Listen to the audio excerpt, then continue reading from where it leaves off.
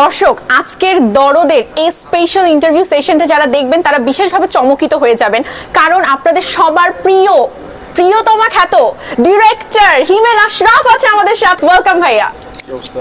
এই তো ভালো আছে, আপনি কেমন আছেন? আলহামদুলিল্লাহ। ভাইয়া, আগে এক বাক্যে সবাই হাই ভোল্টেজ নিয়ে অপেক্ষা করছে, দরদ কেমন লাগলো হিমেল আশরাফের? ভালো লাগছে, অনেস্টলি স্পিকিং। শুরুতে একটু স্লো লাগতেছিল, বাট শেষে চমৎকার লাগছে।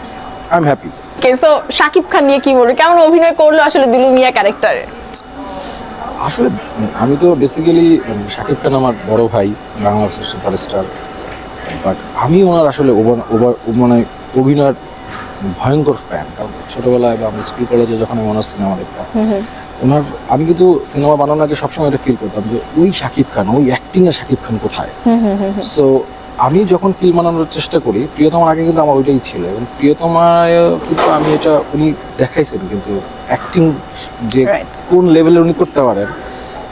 এরপরে তো তুফান, রাজকুমার, প্রত্যেকটা, এবং এটা যেটা আসলো আমাদের প্রত্যেকটাতে কিন্তু সিনেমা নিয়ে অনেক ধরনের কথা হয়, পরিচালক নিয়ে কথা হয়, সিনেমার মেকিং নিয়ে কথা হয়, কিন্তু এক বাক্যে কিন্তু এটা সবাই স্বীকার করে যে না, শাকিব খান ফাটিয়ে গেছে। একদম তাই। এই যে অ্যাক্টর শাকিব খান, এইটা আসলে বাংলাদেশের আমি মনে করি যে উনি সুপারস্টার, উনি মানে ওনার অনেক গুণ আছে, কিন্তু এই অভিনয়ের জায়গাটা উনি অনন্য, মানে অদ্বিতীয়।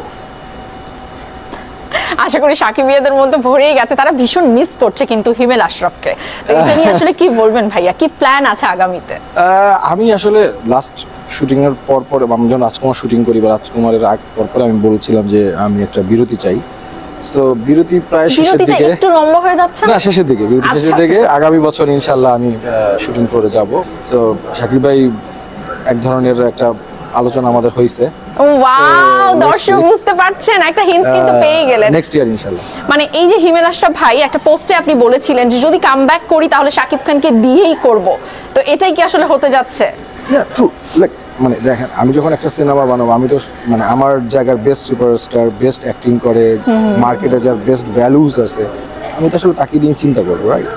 সো আমি ডেফিনেটলি ওনাকে নিয়েই কাজ করতে চাই, অন্যদের নিয়ে কাজ করতে চাই না তা না, কিন্তু যতক্ষণ আমি শাকিব ভাইকে পাবো, আমি ফার্স্ট প্রায়োরিটি শাকিব ভাইকেই দিব, দেন হয়তো অন্য কিছু চিন্তা করব। আরেকটা ছোট প্রশ্ন থাকে যে এটা আপনিও বলেছিলেন এবং সবার দর্শকদের চাওয়া যে হিমেল আশরাফ কি এবার অ্যাকশন ধর্মী সিনেমায় আসলে শাকিব খানকে নিয়ে করবে কিনা? ট্রু। একটু আগে আমি এটা নিয়ে মানে আমার অডিয়েন্সের সাথে কথা বলেছিলাম। অ্যাকশন বারবার যে জায়গাটায় আমরা আটকে যাই সেটা হচ্ছে বাজেট। হ্যাঁ, ধরুন কিছুদিন পরে পুষ্পা 2 আসতেছে, রাইট? আমরা সবাই পুষ্পা 2 দেখবো। পুষ্পা 2 তে কিন্তু বাজেট মানে একটা অ্যাকশন থাকে। এরপর তো ধরুন আমার একটা সিনেমা আসলো। এখন আমি যখন সিনেমা দেখতে বসে একটা অডিয়েন্স, ও কিন্তু এরা ভাবে না যে এটার বাজেট কম, এই জন্য অ্যাকশনটা একটু কম হবে, তা কিন্তু না, রাইট? সো বাজেটের সময় মানে অ্যাকশনের কথা আসলে বাজেট চলে আসে এবং টেকনিশিয়ান চলে আসে। আমি নিজেও চাই অ্যাকশন সিনেমা বানাতে, বাট সাকিবে এই আমাকে ওই দিনে বলতেছিল যে তোর জনরা কিন্তু ড্রামা, তোর জনরা কিন্তু রাইট স্টোরি, হ্যাঁ, ওইটারে তুই ভুলিস না, তুই ওইটা মেন রাখ, এরপরে তোর যা মন চায় তুই কর।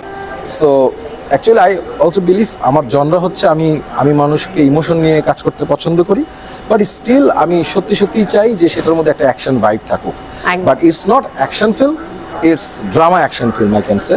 I will try, like let's see. একদমই। আর পরিশেষে সকল সাকিবিয়ানদের পক্ষ থেকে thank you so much to Himel Ashraf, প্রিয়তমার মতো একটি সিনেমা দেওয়ার জন্য, এবং আমরা ঠিক যেভাবে মেগাস্টার শাকিব খানকে চেয়েছিলাম আপনি ঠিক সেভাবে উপস্থাপন করতে পেরেছেন। থ্যাঙ্কস টু সাকিবিয়ান, কারণ সাকিবিয়ানরা ছিল বলেই আসলে প্রিয়তমা হয়েছে, এবং প্রিয়তমার আগে আমাদের সিনেমা ইন্ডাস্ট্রি অবস্থা খুবই বাজে ছিল। সেই সময় ইন্ডাস্ট্রিকে বাঁচিয়ে রাখছে শাকিব খান এবং সাকিবিয়ান বেসিক্যালি। সো সেই জার্নিটা যদি না থাকতো তাহলে প্রিয়তমা হতো না, প্রিয়তমা না হতো আমি মনে করি আজকে যে বাংলা সিনেমার একটা জয়কার, সেটা হয়তো এত সহজে এত দূর হতো না। সো থ্যাঙ্কস টু সাকিবিয়ান, এবং থ্যাঙ্কস টু যারা বাংলা সিনেমা দেখেন এবং আপনারা যারা বাংলা সিনেমার সাথে আছেন, অলওয়েজ বাংলা সিনেমার আপডেট দিচ্ছেন। থ্যাংক ইউ ভেরি মাচ সবাইকে। থ্যাংক ইউ সো মাচ ভাইয়া। Thank you.